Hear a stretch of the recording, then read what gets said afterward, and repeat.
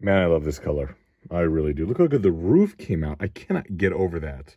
I am not someone that's good at body work, but I mean, not too shabby at all. So here I've just got this area masked off, which is the curvy part for the FB Mazda RX7. This area here, including the A-pillar and down around there, is all painted a matte black. So let's go ahead and do that, and then we can put on all the moldings. I can't wait for the moldings. So all of the trim painting has been done. Let's peel off the masking tape. This is Tamiya. I think it's called like flexible curve masking tape or something. Nevertheless, it just makes an outstanding edge if you're competent and you push it down enough. And apparently I'm reasonably competent. Wow. I'd have lost a bet. Let's spin you around. The paint that I used to do the dark masking is Tester's Enamel in flat black. Now, please understand this, that enamel and lacquers do not play well together. It is okay, and I'm going to say this with a big giant asterisk, but it is usually okay to put an enamel paint down over a lacquer paint once the lacquer is cured. However, the opposite is not the case. You really cannot paint a lacquer over an enamel. Well, that looks outstanding. Holy cow.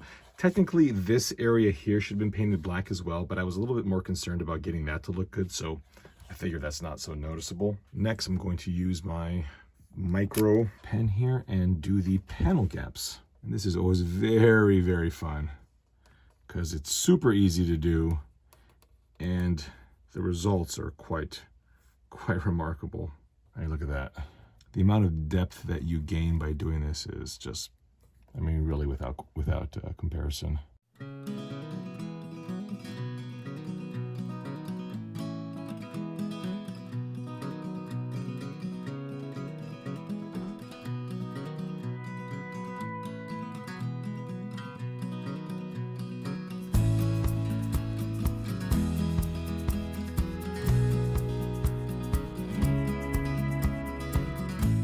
The next thing I want to do is install the glass, and I really want to do this for a couple of reasons. One, it's going to look pretty cool. It's a little dusty. Two, earlier on you saw the repair back over here, and I mean, it really came out good. And I don't want this to have any risk of being damaged, so let's install that. We can go ahead and drop the glass in like that, I believe. Oh yeah, it's in.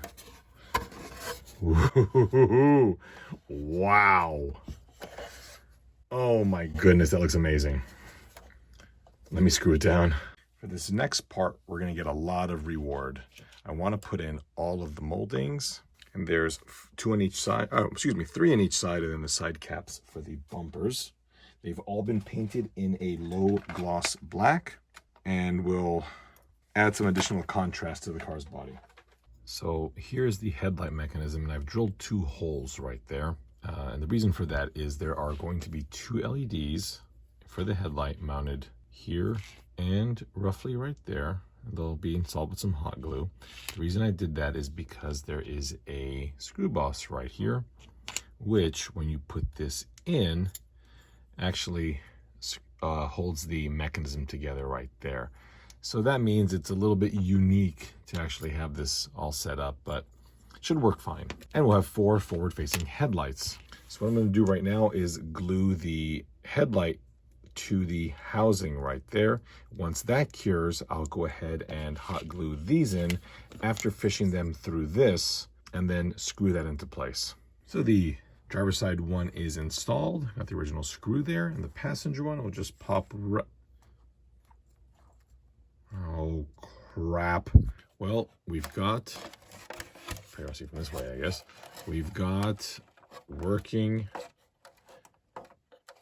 pop-up headlights. I got rid of all the slop in them using a little piece of shim stock directly under this plate here. And I left the spring in there just to soak up any vibrations. Now I want to install the marker light right there. This is the original. Obviously, red isn't going to work. And we replaced it with this one here. If you flip it over and drop it. If you flip it over, you can see that the left side here is for a turn signal and the right side is for a parking light. So there'll be 2 LEDs in this guy. The side markers there we glued in already, so those are all ready to get a 3mm LED as well. Well, this is less than elegant. I just found all these troubles. Like, I wanted to put the servo in this area here, but then the tire would get in the way. This whole section right here is occupied by the car's chassis.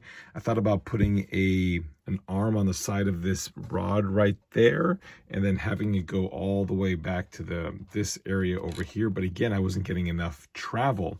So I opted to just stick this servo here. I had initially tried to make a little plate to bolt it down, but then the screw on this side over here, which you can't see, was sticking up too high and thusly made the servo hit the front pan. So it's ugly, but it works.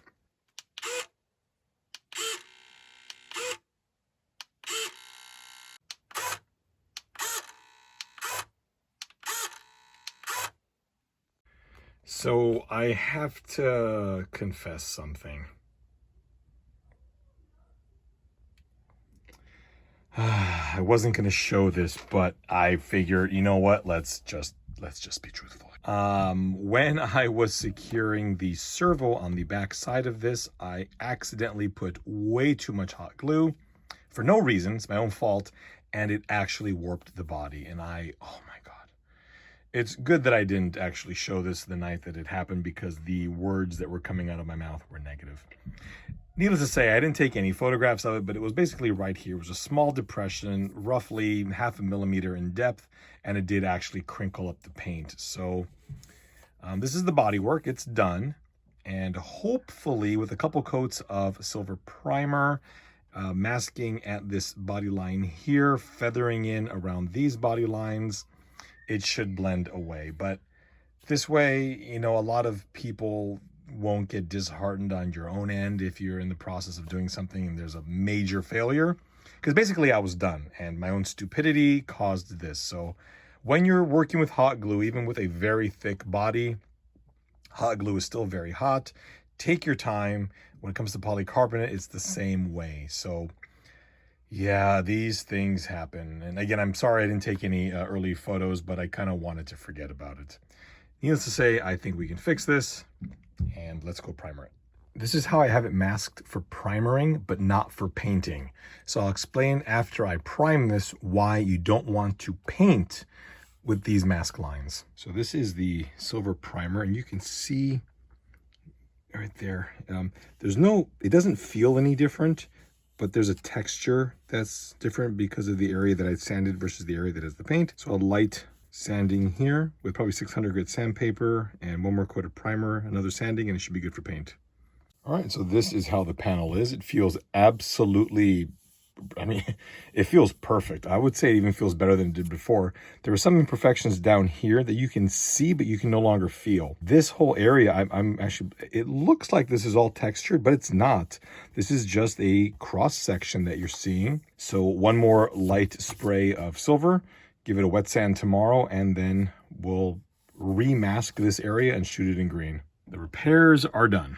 So there it is, nice and smooth. I took off the masking tape on the edges, and then I just sanded everything smooth, because what you don't want is a ridge between the repair and the original paint. So that's nice and smooth.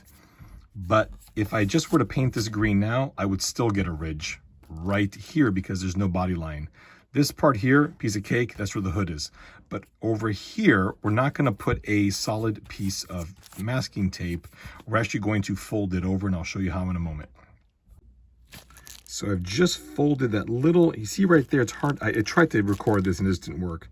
That little lip around the edge is about 1.5 millimeters, and I've folded that over, and then that'll be my masking edge, because what's going to happen is it'll allow a little bit of paint to penetrate and create a small feathered edge that we can then polish out. And you can see it here. This area here is my concern, because as you can see on this side, there's no body line there. So we're just gonna have to do a little bit of wet sanding and polishing, and I hope it blends in nice. Well, everyone, something happened. It kind of came out perfect. You can barely even see right there. That's the transition. I haven't even polished this yet. I mean, okay, this paint's really good.